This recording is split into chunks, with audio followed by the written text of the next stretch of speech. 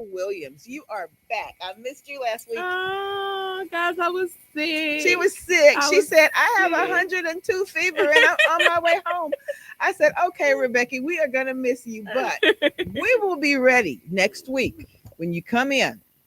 And it's even better, Rebecca, because something happened over the weekend that I'm still trying to wrap my head around. I know that you talked about it a little bit earlier today with a news outlet, but ladies and gentlemen, let me say this to you. I never know where to look. I'm looking in the camera now, aren't I, Rebecca? Yes, you are. Okay. I never know where to look. But what really is the gist of Bluebonnet Learning and how will it affect Texas education? Is it a slippery slope? Is it something that's a little monkey that'll turn into the big gorilla? I don't know. But Rebecca, since you actually did an interview on that this morning, explain to everyone a little bit more about what Bluebonnet Learning is and what it could possibly mean for Texas education, especially in primary grades. Okay.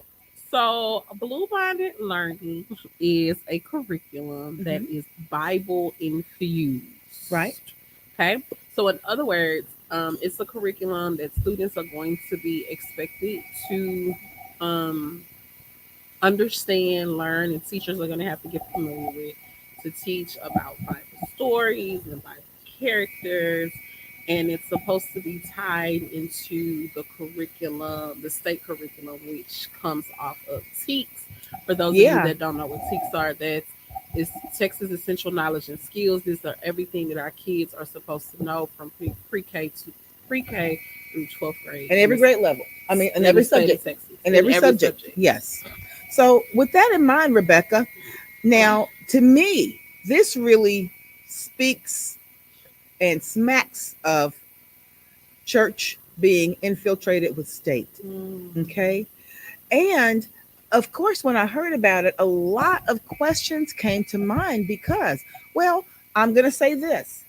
I'm a Christian person. I have always been raised as a Christian person. However, I understand where that may be something that when placed in our public schools, which should be a place where we do not have to walk a fine tightrope because we're maneuvering around religious aspects of what's in place, that for those people who are not Christian people, good citizens, great students, but are not of the Christian faith, does this in any way walk or infringe upon their rights?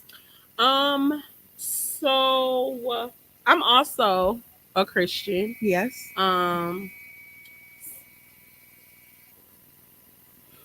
So I this is how I explained it in the interview. Okay. I explained it one of two ways. I'm a Christian, and I'm gonna just say I don't believe that this should be taught in Texas school. Right. I don't. Right. For number one, it's a violation of church and state. Yes. So, and I know a lot of Christians, I know a lot of people on my feed are going to blow their hair back because they know that I teach Sunday school, or I taught Sunday school, and I taught children Sunday school. Yeah, but it's not. But that's not even the point. But I know. Yeah. But I'm going to have people to be like, yeah, So let me clarify my statement when I say this. Okay, so on the Christian end of things, speaking in my Christian authenticity. I wouldn't want anybody teaching my child that was not a believer. That's the first thing.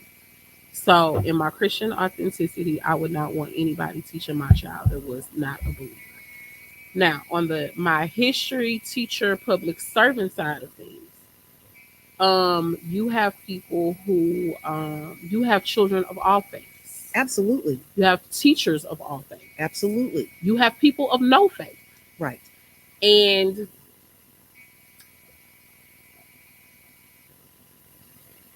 I shouldn't infringe my personal belief in a public setting on people that may not believe what I believe. Especially, to me, especially if people are going to be held universally accountable for Exactly. this information. Now, you said something that a lot of people may not even think about that much. In that you have, not only do you have students who are not Christian students, but you've got teachers, Right. you've got principals, Right. you've got lots of people within the staff that are not Christian. And we have been able to come this far Right. in our education system without that being a stumbling block. Right. But why are we putting and placing this stumbling block before us at this juncture? Well, I think there's a certain segment of society that have ulterior motives. I don't even think that it's about Christ, Christianity, everybody believing in Jesus and getting saved. I What don't do you even. think it's about? I honestly believe it's indoctrination, Mm-hmm. and that's what plain and simple. And it's It's an and explain to me, go into a little bit more detail about how you think and that when it I is indoctrination. when I say it's indoctrination, I Yes. mean because we have a segment of society that believes that all would be right in the world if everybody professed Christ. Yeah.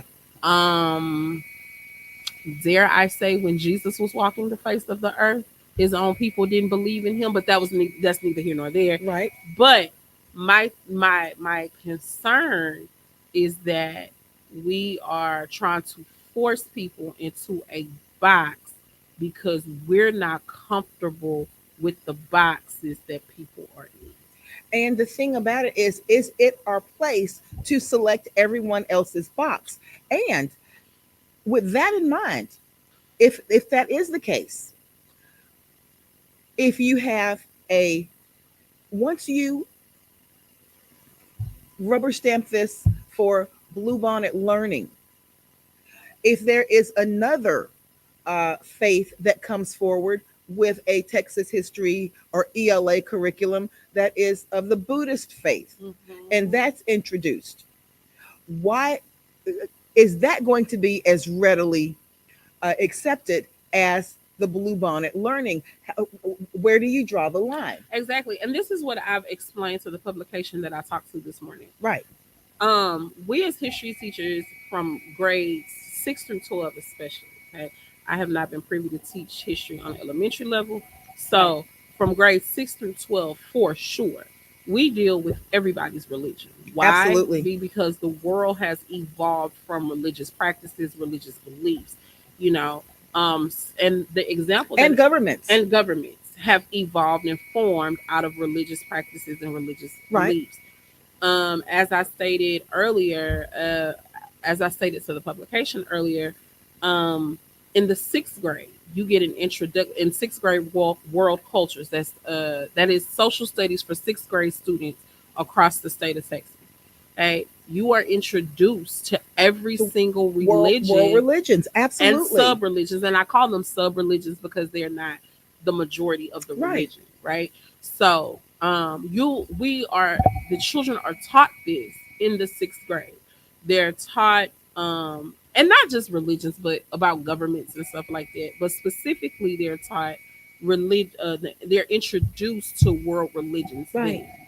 So my point was, we already do this as history teachers, right? Yes. We already introduce, and then from sixth, as the grades matriculate, the subjects are more in depth. Yeah. For 7th grade, we talk about Catholicism and how the Spanish and the rest of the world played a role in that. And spreading the Roman Catholic faith Faith, here in North America. right? In Absolutely. the 8th grade, they talk about religious freedom and why the colonists came here for religious Yes. freedom.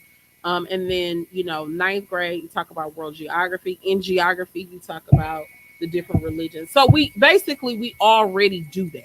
But here's the thing, Rebecca, and we can kind of, and I want you to kind of play the devil's advocate, because I want people to understand where where people like you and I are having concerns about this. Right. Because when you begin introducing this um, uh, religious based information, especially on the primary level, does that mean what's next with that? Are we going to go back into our U.S. history classes that start as early as 5th grade and say, well, we're going to change what we teach about the Constitution, in that this particular country was founded on the premise of religious freedom. Right. Are we going to change all that? Because does all of that change now that we're trying to, I don't want to say force feed, but present this particular viewpoint, in primary schools? What has to change? And again, I'm going to walk back to this.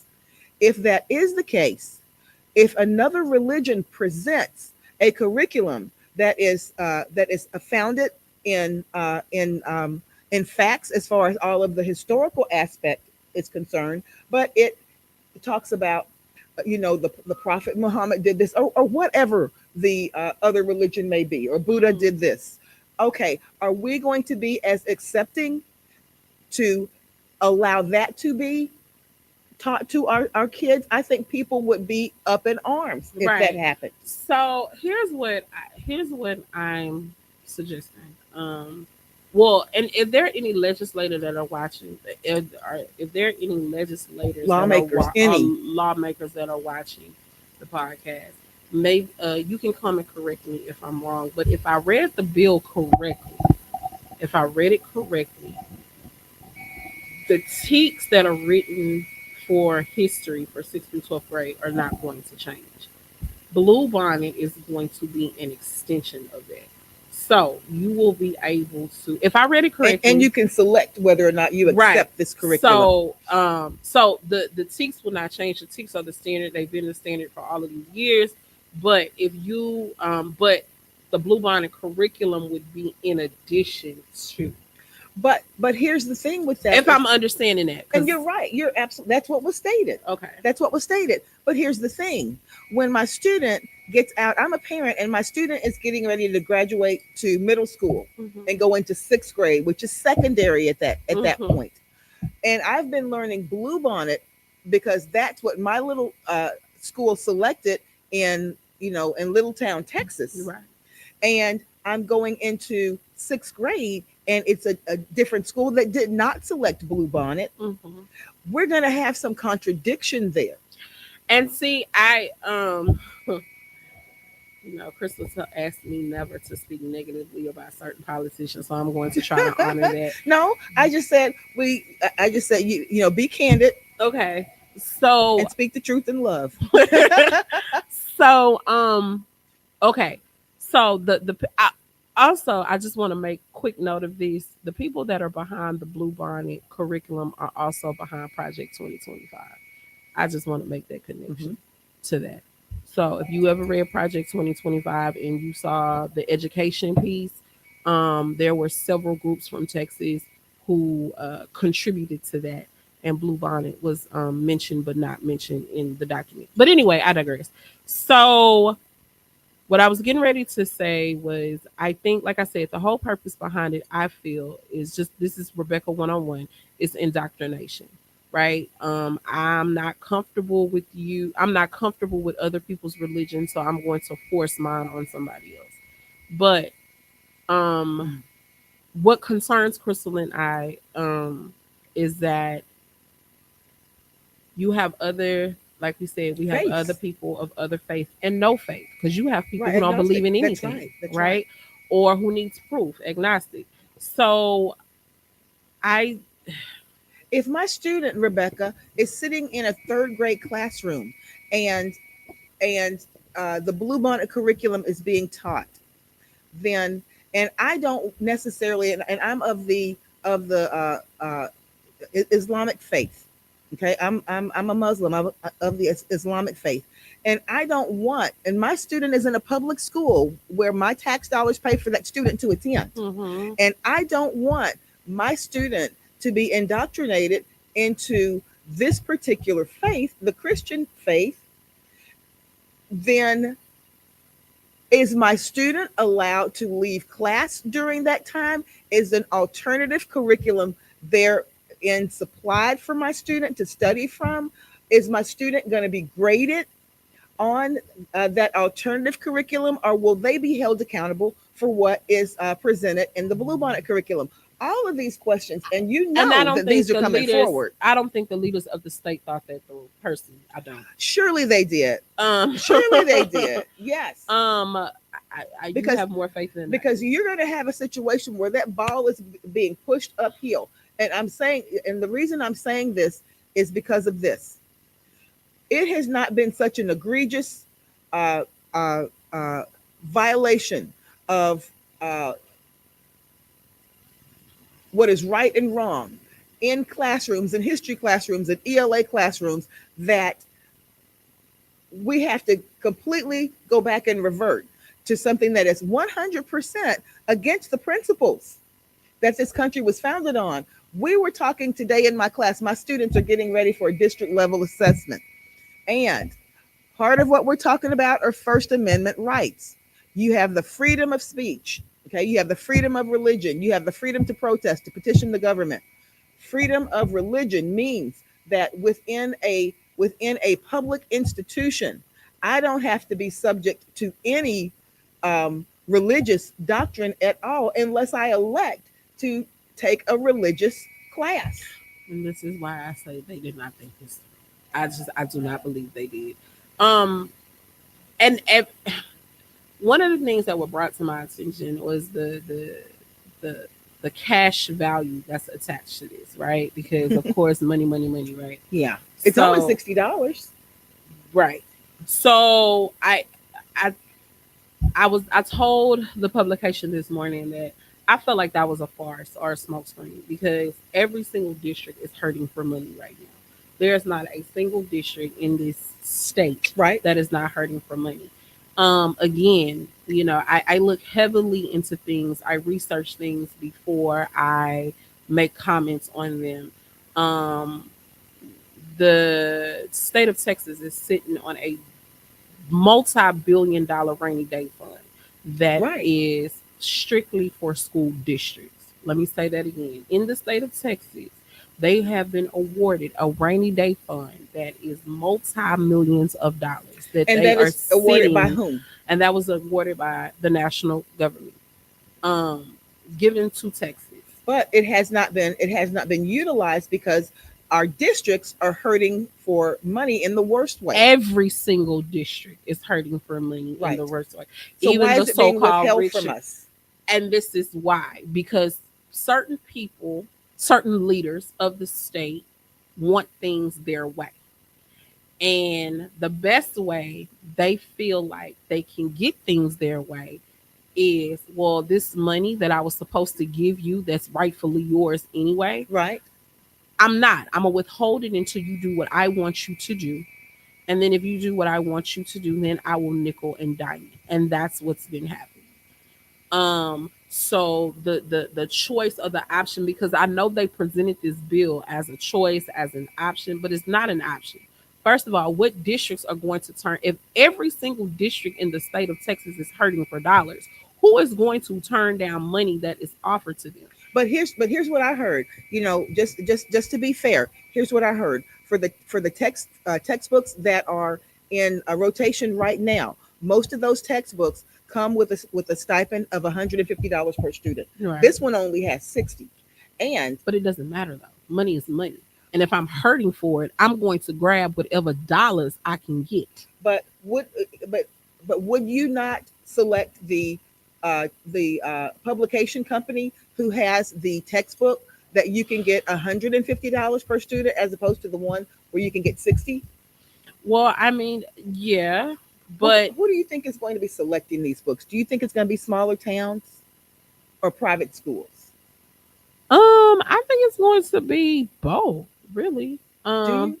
yeah, I mean, because in private schools, I haven't worked in a private school, so I'm not familiar. So anybody in our audience who is familiar with private schools, again, you can correct me if I'm wrong because I'm really shooting from And the we hip. want your opinion. We Right. definitely want your So opinions. I think with private schools, they do. You went to a private school. Yep. Yeah. Didn't y'all have religious education in private school? Yes, but we had regular textbooks, Houghton Mifflin, and all of the regular type textbooks Okay. that public schools got. But we had classes in religion. Right. Yes, but as far as the rest of the textbooks that we got. We had many of the same books that the ISDs had. Okay. Yes, But with the text, but every district doesn't use textbooks though. that's true. You have some districts like the current district that I'm in, they don't use textbooks at all for anything. Now, let me ask you this, because like you said, you were interviewed on this earlier. Is this Bluebonnet Learning curriculum? Is it a curriculum, or that, and is that curriculum attached to actual textbooks, or is it an electronic curriculum that I don't students get? know, and I Have don't you think the seen? public knows. Okay. I don't think the Bluebonnet curriculum, and that was another thing that has been brought up, the transparency of it all, Yes. because I don't think they even released, or they've released excerpts of the Right. curriculum and not the entire curriculum. Right. So I don't even know what all the curriculum entails. Is really some secret stuff. Well, and to me, that's the thing. And our friend Stacy down right now, doing her job down there at Bless the, your heart, yes, sweetie. Oof. yes, you got it in your lap down there now, Stacy. But who's down there doing her job in Austin with the State Board of Education? Here's the thing: when this is presented, if this goes on up the ladder and it actually becomes a choice, when school districts present this, is it something that parents are going to have the option of voting on? If my third grader is coming through school, can I actually say, okay, I'm going to opt for the standard, the conventional textbook as opposed to Bluebonnet, or will Bluebonnet Learning be the only option I have if I'm at this particular school? And at that point, how unconstitutional does that become? Right, and Yeah, that's another thing too, because that's the big component that we're missing. absolutely. All of this is unconstitutional. Yes. Like, it's unconstitutional because it violates the separation of church and state clause. But Rebecca, here's the thing: do we have people right now in office in many on many levels who have the backbone to stand up for our Constitution? I'm just going to call it. I'm going to call it out onto the carpet, I would because hope so. I haven't Right? seen a whole lot of that. And you know, having the backbone to stand up, you may not agree with everything that's in there and every nuance of the Constitution, but having the backbone to stand up for it, that is going to be, if we are who we say we are. So here's my thing. See, that's a hard one. And the reason I say that's a hard one, because, you know, I understand that a lot of our politicians are, Christian. And I know the belief system that we all And hold. again, I too am a Christian. No. Yeah. No, I was speaking specifically about Okay. the politicians. And yes, and even in the Democratic Party. Yeah. Okay. Most of the people in the Democratic Party that I know are Christian. Right, but I just wanted to shoot down in there. Exactly. Exactly. They think we're all heathens. But they know better. They know better. So I can understand from a Christian perspective, because that's our mission as Christians, to go out in the world, profess Christ, make converts. I get that. Right. But again, if I'm a parent, and I'm not, I'm a godparent, but if I'm a parent, right, I wouldn't want anybody teaching my children. I want to be responsible for that. I wouldn't want anybody teaching my children about the word of God, because they may be teachers who don't believe it, or who would teach it in such a sarcastic, condescending way. Right. Because this is not, and mind you, I'm not blaming those teachers who do that. Let me say that now. Right. I'm not blaming those teachers who would teach this in a condescending, sarcastic manner. Right. Because you're making me do something that I literally don't believe in. Yeah, and exactly. That is hard for anybody. And at that point, Rebecca, and then we're going to address what Larry just said, but at that point, when you force someone's hand, how many additional teachers are going to stand on principle and leave the profession, where we have just come off of a mass exodus of teachers, especially here in the Houston area, who left because of principle. Right. Okay, if you don't think teachers are going to stand on principle, you got the wrong group of people. Right. So, and then because I am a believer and I love the Lord and I'm saved and all of that.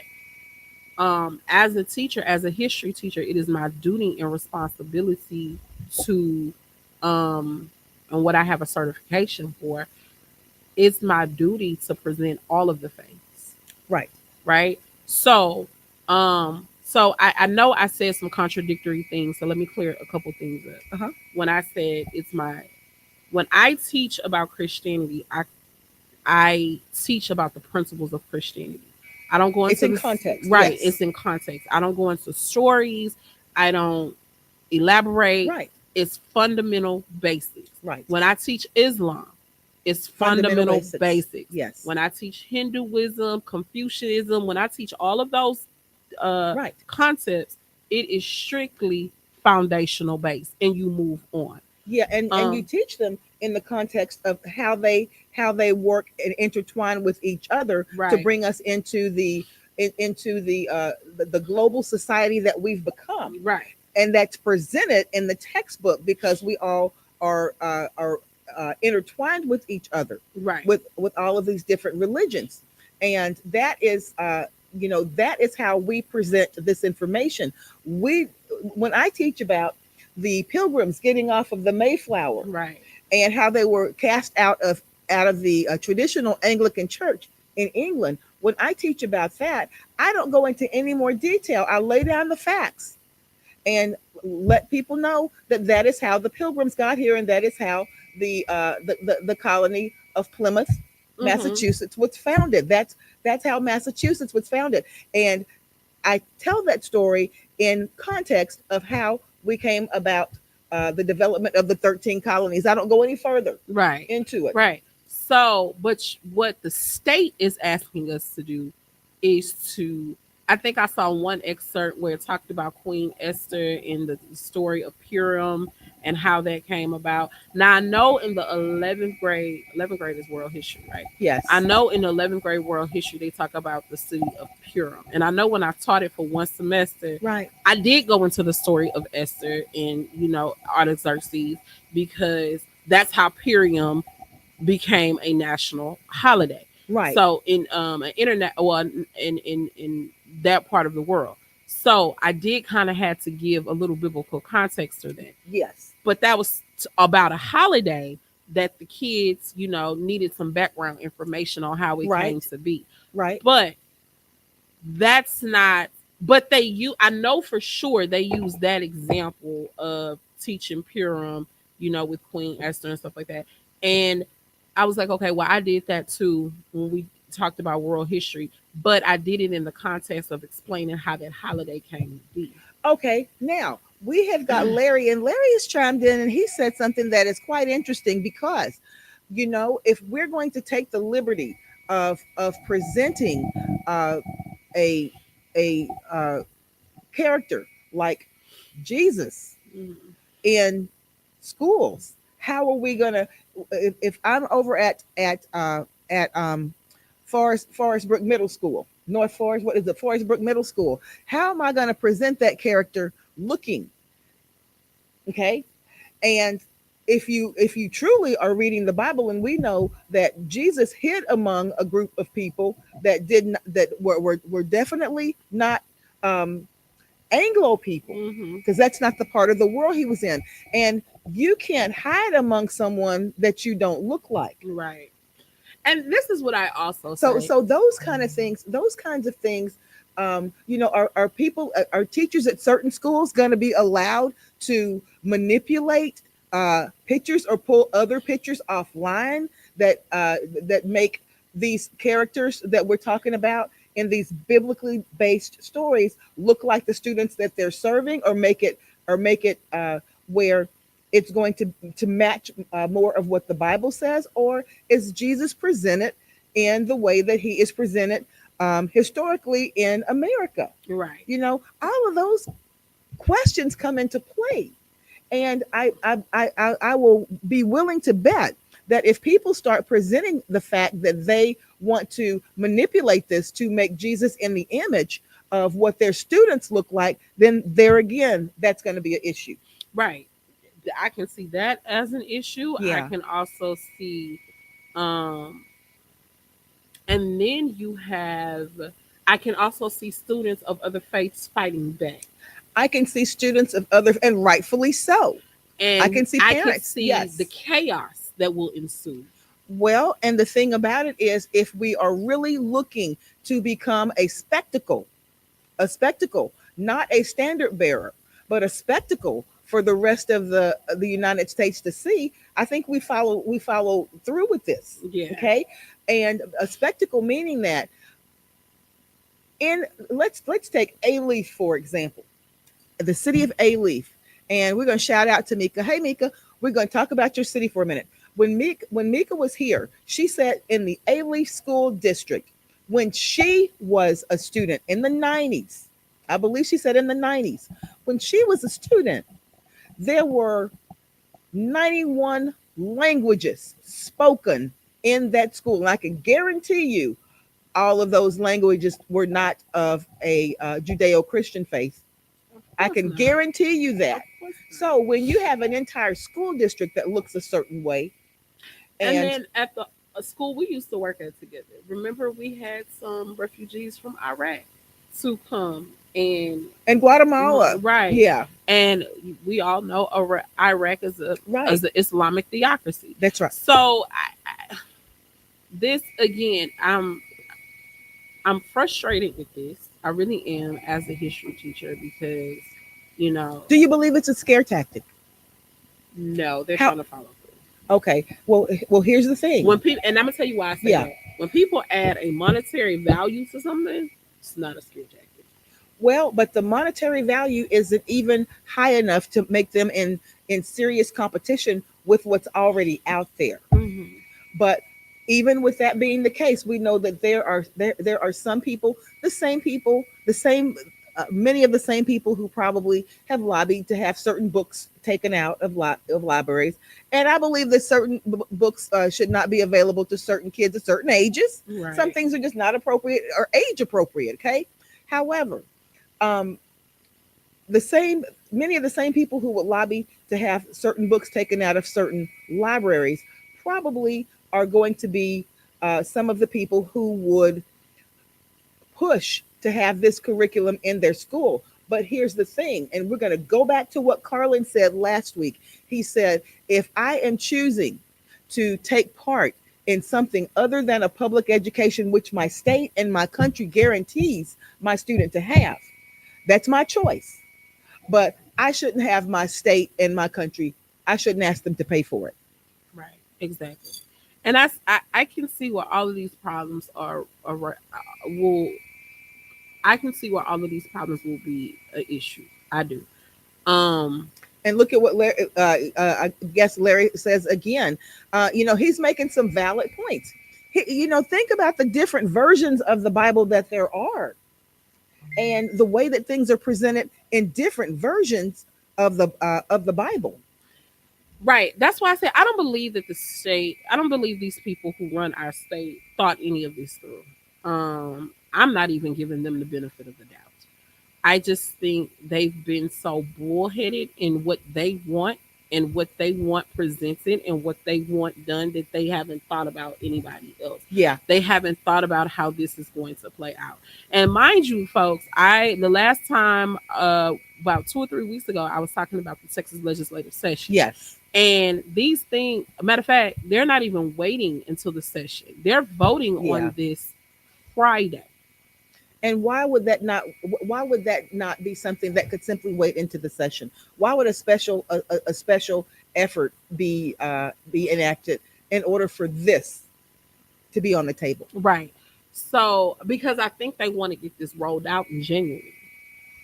I think, if I'm not mistaken. So, any legislators, if you want to come, if you want to chime in and correct me if I'm wrong, please do. But if I'm not mistaken, I think they wanted to hold the vote for December so they can roll this program out in January. Okay. Um, schools budgets are coming up around March, April, May. No, March is where school budgets are coming up. Right. So, and when I say budgets, that means, I mean, not budgets, calendars. What are budgets in their calendars? And their Right. calendars are needed to be presented to the state. So I think that they want to have this incorporated by fall of, I mean, have this fully incorporated and running by fall 2025. And you know what? And speaking realistically, Rebecca, how many school districts do you think that are going to be major school districts that adopt this? Or are we going to have a situation whereby, and to me, this would be an option, although it may take another infusion of dollars. If parents want to have their student to be able to have this Bluebonnet curriculum, there are teachers who would teach Bluebonnet, and in the same grade level, a teacher who would teach a standard or conventional curriculum. Mm-hmm. Okay, and maybe there would be teachers, I'm sure there would be teachers who would volunteer to teach the Bluebonnet. But here's the thing, even when they volunteer, many teachers are like you and me.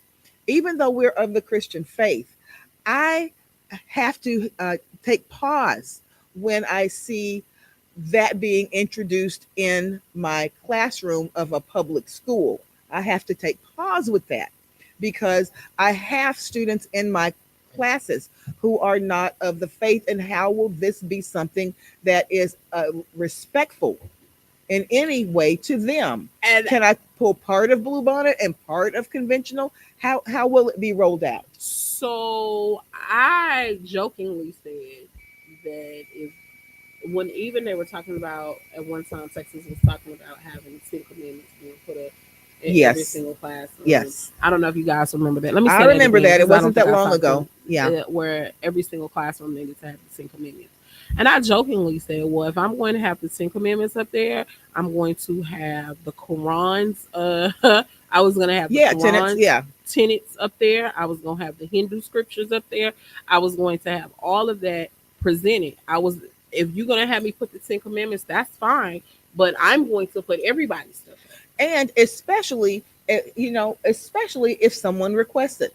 If a student, let's say that I have a classroom of students, everyone in there is pretty much from the same uh, uh, socioeconomic and ethnic um, background. Right. However, a student comes in and moves into that school district and comes and is in my classroom now, who is of a different one. If they request that, am I going to be allowed to put that up? Exactly.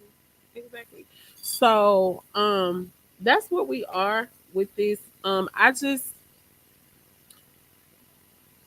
as I stated before, and we've talked about this Yeah. several times, I feel like a new era is being ushered in, and it's not new because if you study anything about any parts of history, you know that it's not new. But I just feel like a lot of Personal freedoms. personal freedoms are being infringed on because people feel like this is right, we're going in the wrong direction. This. I and the reason I'm saying I think people of a certain group or certain parts of our society cannot accept people being different. And the thing about it is, here's the thing, Rebecca, and I think that we have to go back and look at ourselves and decide um, if that experiment of democracy and individual freedoms and individual rights, did we make a mistake with that? Is that what people are trying to say? I don't think it is, but I do see this. And you can correct me if I'm wrong, and I invite anybody to chime in on this if they'd like.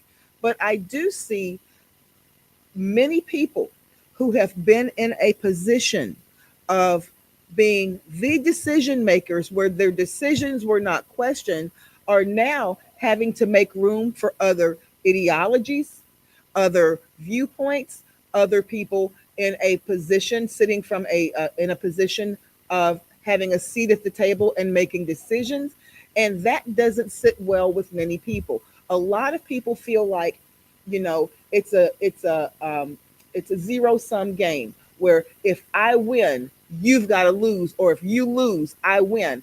They don't come from a perspective where all of us can have a little bit of what we want. And the thing about it is, if people are saying, well, that's not America, will tell you that it is, because when the Federalists and the Anti-Federalists had to sit in uh, that convention center in Philadelphia for that whole summer, and come up with a constitution, they could not leave until they made some agreements. They sat there in the heat and they came up with it. They with no figured air it. They conditioning. Yes, and they had to figure it out. Maybe that's the way we need to do some of our people down in Austin. I'm just saying, because here's the thing: you will not be able to get your way all the time. And see, that's easier said than done. And I'm gonna tell you why. Because I've gotten my way all this time. Well, as So let me America changes, wait a minute. yeah, Wait a minute. okay, I've gotten my way all okay, of this time. yeah, I've gotten my way all of this time. uh huh, Say it one more time. I've gotten my way all okay, of this time. And it's been my way, the way I wanted it this whole entire time. yes, Things are flipping absolutely. and I can't take it. And you cannot and I always use this analogy, and you always laugh at me, but I say, you cannot stop a moving train. You can't tell people to go back into the mother's birth canal.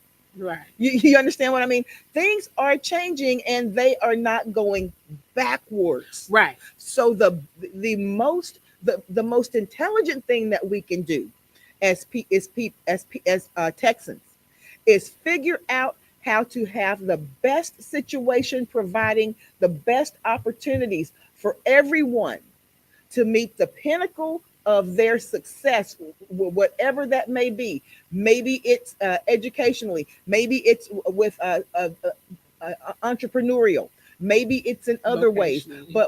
But when people are able to achieve their success, they are in turn able to provide opportunities for other people. And again, like I said, ideally, ideally, That's a how it's fact. That's supposed to that's a be, fact. how it's supposed to be. Yes. But then you have people who are in leadership and who are empowered don't see it that way. They see it that I've gotten my way all of this time Yes. and things are changing Yes. and I am not ready for that change. I don't want that change. And That's I right. am going to force my way into not having, I'm going to stop in the best of my ability that change from happening. But Rebecca, you can't stop it. And let me say this. And I'm glad That's we're why I having this said that's why I conversation. said to the best of my ability. Yes. So So I'm putting all of these things. I'm yeah. withholding funds. I'm withholding this. I'm Yes. taking this away. I'm presenting you this Yes. because I am not ready to accept That that the things are changing. world It's is changing changing before my eyes. and I want to hold on to my old way because my old way has given me the privilege, the status, and that I need. You have some people, and Excuse me. we've seen it, and dare I say, Yeah. and I didn't want to walk into this conversation, but since we're already here, dare I We're gonna be say, respectful. we are, we are. Yeah, I'm trying. No, You're but doing so good. but dare I say, this is what this whole election has been about. You know, people don't want to admit that, but that's what this whole election has been about. It has been, I am not ready for change. I am not ready to put the country in a whole nother direction Right. because if I do that, then that means what happens to me. See, I've been in this place of privilege and comfort for so long. Yes. And because I've been in this place, and you talking about change and bringing about change is disrupting my comfort and my privilege. But you know what? Here's the thing. that may be the case, but that won't stop change from happening. Oh, of And course not. just like Kim said last week, it's interesting. But at the start of the Industrial Revolution, when the automobile was first introduced, there were people who were complaining that automobile needs to be outlawed because it's scaring the horses, and you know, and but the thing about it is, you can't stop technology and times from changing and going forward. It's going to do it around you if it has to, Hmm. and you can stay stuck in that bubble, or you can get on board and be part of the driving force that is able to enact the type of laws that allow people to bring to you the best that they have, which is going to make you better. When people can bring you the best that they have, that's going to make society better as a whole. I don't want to make society better. Now I'm playing devil's Yeah, advocate. yeah. I don't want to make society better. Well, then I wait a want second, to. but you can't tell me that you don't want to make society better when you go in and you say your whole idea with this. I'm playing devil's advocate too with the curriculum, the Bluebonnet curriculum is to make society better, and in my viewpoint, better is the Judeo-Christian doctrine. Hmm. So I'm trying to make society better. Right. So, right. But in my head, with that same train of thought, Uh huh. in my head, me making society better Yes. is, mm, okay. So I'm trying to say this without sounding, Just say it because we got about 12 minutes. okay. So Christianity is a servant religion, Right. right? And it's a servant religion, and And that part of it, a lot of people have completely disconnected from. right, Yes, exactly. And when I say servant, service to all people, not absolutely. just Some certain certain people. people. That's right. But certain people believe, and we know this from a historical aspect, Right. that if I push this religion onto people, or this faith onto people, Yes. then they will be subservient to me. Yeah. Do, You do, think so? this is what this is about. They will be subservient to me, and But Rebecca, here's the thing, and you and I had this discussion last week too.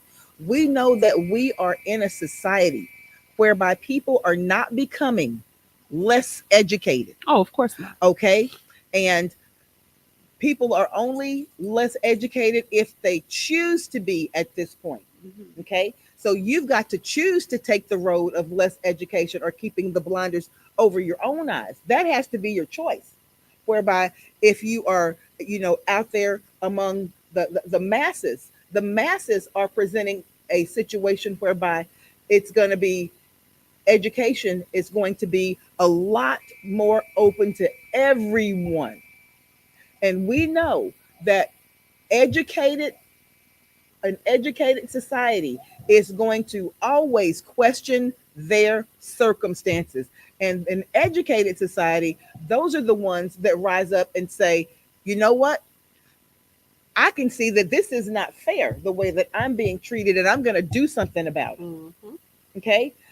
But your uneducated masses, it seems like many people would love to have those uneducated masses uh, be the majority, because most of the time the uneducated masses, they don't question their circumstances. And because they don't question their circumstances, that Yes. leaves the minority uh, Hmm. in their comfort, in their privilege, in their power. But here's the thing. And that's what I want. I don't want inclusion. I don't want diversity. I don't want equity. I want to stay in my power and in my privilege. That can't happen just by the sheer dynamic and numbers of the way our society is changing. It's not I going I backwards. know that. Yeah. You know that. Yes. You can't convince them of Well, you know what? Do you present that. a situation whereby you say we just are going to have to wait for you to die out because everything around you. Everything is changing around you. Even your own children and grandchildren and great grandchildren are being exposed to things that you weren't exposed to, and they don't have to ask you about this. They can experience it for themselves, especially with other people and other cultures and other belief systems. Right. Okay, and they're saying, hey, that's not so bad.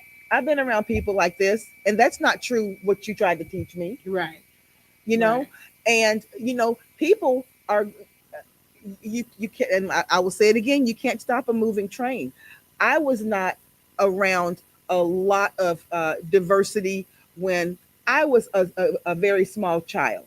However, when I started going into my school years, and as I grew uh, went into secondary school years, I was around a lot more diversity. And guess what? The people that I was around, they weren't horrible like a lot of people at my other school. They weren't all racist. They weren't all bigots. They weren't all mean. They didn't want to ostracize me from other things. Everything that many times people have been taught, what people find out for themselves is that that's not the case. Right. It's not. Right. Right. and and maybe people are afraid for people to find out for themselves. They'd rather be the ones to tell you than experience that for yourselves. But you cannot, like the old saying goes, once they you can't keep them down on the farm. Right. Once they seen Paris. Right. Yeah. So it's again, it's power is a whew, power is a hell of a thing, and I say that because at some point, that think the tide is going to turn. Yeah, it is. That's just the cyclical part of life. Tides turn. Yes, absolutely. But I think in this election and what's going on across the state has Mhm. proven that a lot of people are just not ready for that tide to turn, simply because they feel, and notice what I'm saying, Mhm. they feel that tide turning disrupts It's going to leave them somehow in the shadow. shadows. Exactly. And you know what? Here's the thing. If it's one thing that this election cycle has done, and I hope that people can understand where I'm going with this, it has shaken the tree and brought a lot of people out and made them aware of what many forces out there are trying to do. So if nothing else, even right now, people are working in the background. Right now, it's only a few weeks after the election, but people are working in the Not background to me. get people registered. Yeah. Not me. I'm resting in my soft girl era right Oh now. yeah, she's not. Don't trust that at all. Don't trust that at all. I'm resting in my But soft girl but era right now. people who are in support of public education. They're working in the background. You better believe groups like CVPE, Mhm. and and other groups that are grassroots groups that have just come out of feeling as though they were being strangled by the powers that be, and they're saying no, Right. enough. It's not going to happen, whatever it takes. And guess what? They're stronger than a lot of people gave them credit for, because that group and both of the teachers unions here in Houston, you better believe they were a big factor in saying no to bad management of money and not putting money in the hands of bad management to do whatever And they want still to do with fighting. it. And Yes, still fighting. that's right, and they haven't stopped. Not just because an election took place; they have not stopped. Right. And they're only three of many groups Right. across the state. But what you're going to see happening, I believe you're going to see the tide turning in a lot of ways. And what I mean by that is people beginning to understand that the only way that, like Martin Luther King said, I hate to quote this because I don't mean for it to sound dismal, but we will live together as brothers or we'll die together as fools. Right. And that's where we are right now. I think it's been an awakening in America. Yeah. I think, dare I say, I think Black people have understood this probably better than anybody, in my opinion, that America has a deep seated problem And I think Yeah. year after year after year, decade after decade, generation after generation, we've swept it under the rug. Right. We didn't really want to deal with it. You have pockets of things to break out. And then Yes. when it simmers back down, then we're all kumbaya again. But I think now more than ever, It's been brought to the forefront. and it is no sweeping it under the rug. Yeah. The pile has been exposed. Right. And I think if nothing else that we take away from all of this is that it's time for us to start doing something. Absolutely. And that's why I'm so glad that so many people have mobilized. Yeah. And they're not stopping. They're going to be mobilizing and becoming stronger and stronger and stronger. And this is something that I want to do. I personally want to do this, Rebecca, and we've talked about it before. If we could get somehow, we may not be able to do it with this particular administration in Houston, but we can find a way to do it, even regardless of who's there, to get every uh, person who's going to be a graduating senior turning 18 registered to vote. Mm-hmm. Everyone, if we need to do it through the counselors, however we need to do it, to get every one of them registered to vote. Think about if that was done in every town in Texas, every city, every urban area, every rural area in Texas. That and most of these kids are products of public education. So these people are going to be champions for public education. Mm-hmm. Yeah, they've been sitting in public schools and they don't want to see public education and all their football teams and basketball teams and cheer squads and FFAs go the way of the dinosaur Right. with privatization. But guys, listen, we got 2 minutes, Rebecca. Two. We got 2 minutes. Two Oh, we minutes. made it. Well, we're not that hour on our soapbox today, but that's okay. We wanted to bring some of these things out, and we implore you to uh, go into the comments like Larry and give us your opinion on some of this. And we're going to try to have some state lawmakers here in the near future so that they can really kind of peel the layers back and tell us more about what all of this actually means to us and how it will fall into our laps and what we can do with it when it does. Also, any lawmakers that are out there that are listening, legislators, if I said anything contrary or there's some things that I left Any out corrections or we any need to- right. corrections, please let me know. All of us. I yeah. read the bill at like 4:30 this morning. So yeah, y'all, I'm a political nerd. Yeah. No, I read the bill at like 4:30 this morning. So to prepare for my interview later on this in the morning. So if I said anything that was incorrect or if I said anything some untruths or I stated some facts or I didn't elaborate enough, please let me know. Call into the show, private message me, Yeah. let me know. So.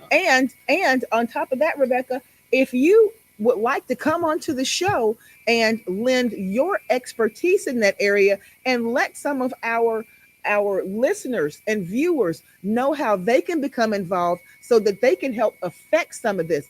It's certain people who go to the state legislatures and go to the state board of education and say, we have something to present. We have this curriculum that we think is going to be good. And some of us don't. Right. Okay. That's how some of these things get, when we're waiting for other people to make decisions for us, it can be a slippery slope. And you don't ever want to be in a position where you hand someone all of your power. Right. Exactly. But Rebecca, it is 7:30. Yay. Yes. And guys, thank you so much for joining us on the Crystal Loves Texas podcast. We will be back next week. We want your comments in that comment section and we'll address them when we come back. But until next week, like we always say, Rebecca, we can do it. Bye, guys. See you later.